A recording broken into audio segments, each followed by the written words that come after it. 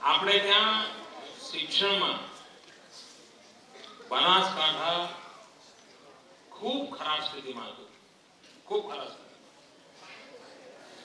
પરંતુ આ દશકામાં જે જહેમત ઉપાડી એનો સૌથી વધુ લાભ કોને લીધો હોય તો બનાસકાંઠાએ લીધો.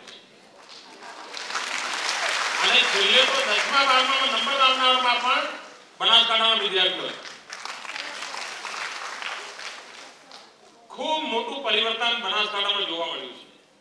એટલે એ અર્થમાં હું આ તકે બનાસકાંઠા જિલ્લાના શિક્ષણ સાથે જોડાયેલા મિત્રો, ભૂતકાળમાં જે થયું તે થયું, પણ હવે આપણે સુધારી લીધું છે, જહેમત કરી છે અને આ 10 વર્ષમાં બીજા જિલ્લાઓની બરાબરીમાં આવવા માટે ખાસી દોડ લગાઈ છે, ખાસી દોડ લગાઈ છે. એ માટે અભિનંદન અધિકારી છે. બીજી ચિંતા આપણે વ્યક્ત કરી મોંઘવારી. એ વાત સાચી છે. 2009માં અને એ પહેલા 2004માં જે ચૂંટણીઓ થઈ ત્યારે બધાએ વચન આપ્યું હતું કે જો અમે સત્તામાં આવીશું તો 100 દિવસમાં અમે મોંઘવારી ઓછી કરીશું. સત્તામાં આવ્યા. ભારત સરકારે મોંઘવારીને નિયંત્રિત કરવા માટેના પગલા લેવાના હોય છે, પણ કમનસીબે લગભગ 7 વર્ષ થવા આવ્યા, મોંઘવારી ઘટવાનું નામ નથી લેતી. મોંઘવારી ઉત્તરોત્તર વધતી જાય છે. ગરીબના ઘરમાં ચૂલો ન સળગે એવી સ્થિતિ પેદા થાય છે. આ બાબતમાં પ્રધાનમંત્રી અનેક કમિટીઓ બનાવી, કમિટીઓના રિપોર્ટ આવ્યા, પણ હજુ રિપોર્ટના કોઈ અમલીકરણ થયા નથી. ઘણીવાર બીજી બાજુ પ્રમાણમાં વરસાદ સારો હોવાના કારણે ખેતી પણ સારી થઈ છે, છતાં પણ મોંઘવારીને નિયંત્રિત કરવામાં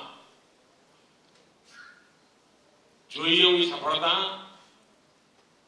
દિલ્હી સરકારને મળી નથી અને એની અસર બધાને જ વર્તાય છે.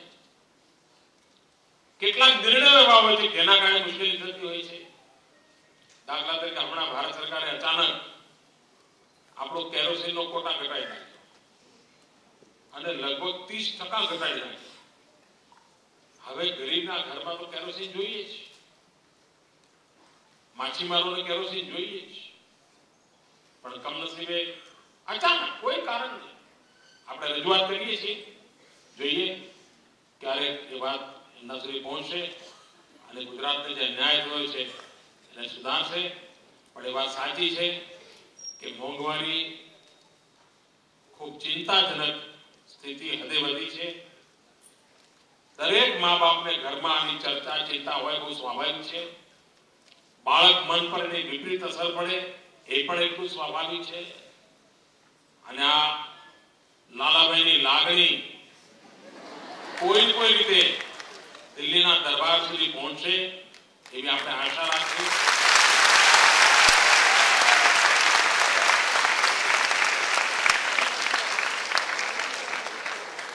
નમસ્કાર સર, મારું નામ હેમીભાઈ શૈલેષભાઈ પટેલ છે.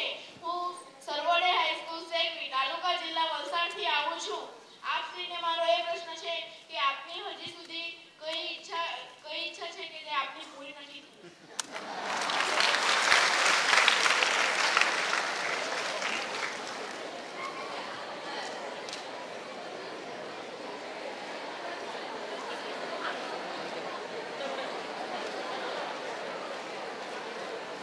અઘરામાં અઘરો સવાલ છે.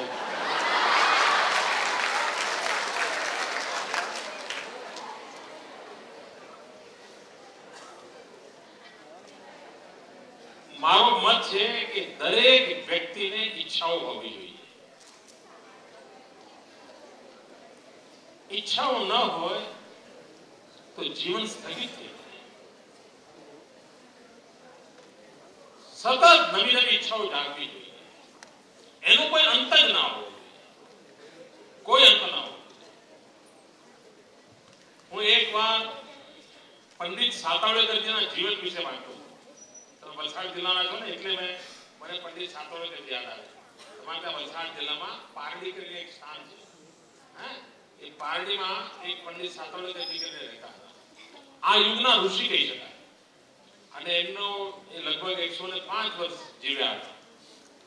અને 100 વર્ષના હતા ત્યારે પણ સૂર્ય નમસ્કાર કરતા. એવી એમની શરીરને એમણે કસેલું.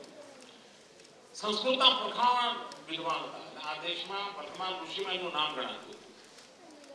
એમણે 65 વર્ષની ઉંમરે ચિત્રકળા શીખવાનું ચાલુ કર્યું. 65 વર્ષની ઉંમરે. કોઈ એને પૂછ્યું કે નહીં કે આખી જાય તમારે શીખવું છે. તો જીવનમાં જો વિકાસ કરવો હોય તો ઈચ્છાઓ હોવી અનિવાર્ય છે. આ બાળકોની સાથે માણવાનો મને અવસર મળ્યો. એના કારણે મને પણ એક તાજગી મળતી હોય છે, આનંદ આવતો હોય છે. મારો પણ વિચાર પ્રવાહ એના કારણે જરા શાર્પન થતો હોય છે. હું આ બાળ મિત્રોનો આભાર માનું છું. એમણે સરસ મજાના બાળ સહજ પ્રશ્નો પૂછ્યા, અઘરા પ્રશ્નો પણ પૂછી લીધા. તો ખૂબ ખૂબ શુભકામનાઓ વિદ્યાર્થી મિત્રો. શિક્ષણ જગતના સૌ મિત્રોને ખૂબ ખૂબ શુભકામનાઓ. ધન્યવાદ.